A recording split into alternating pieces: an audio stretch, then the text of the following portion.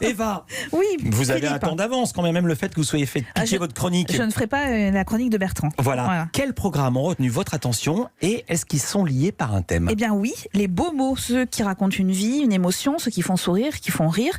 Il y a ceux d'Isabelle Huppert à savourer dimanche soir dans un documentaire absolument remarquable, signé William Carell. Isabelle est toute jeune, elle répond à une interview dans le froid des jardins du Palais Royal.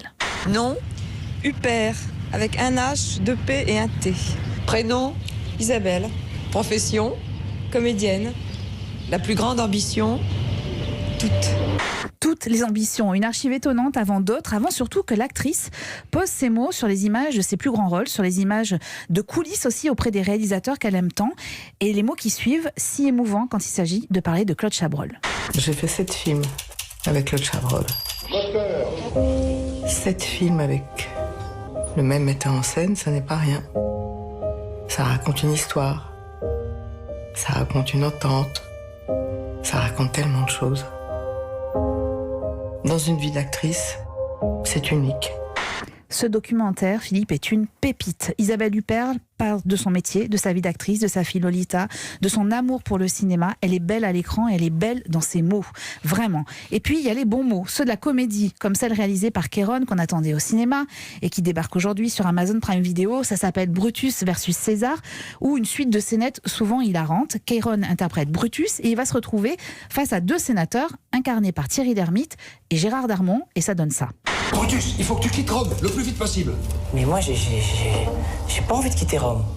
Tu sais ce qu'il a prévu pour toi, ton taré de père, hein? Il veut te sacrifier demain, alors tu choisis. Hein? Ou une vie ailleurs, ou une mort ici. Oh, c'est bon ça. Waouh. Ça... Hein? C'est magnifique. Ah. Waouh. C'est profond, c'est puissant. Ça m'est venu, mais alors, comme ça. Tu l'avais déjà sorti. Du tout.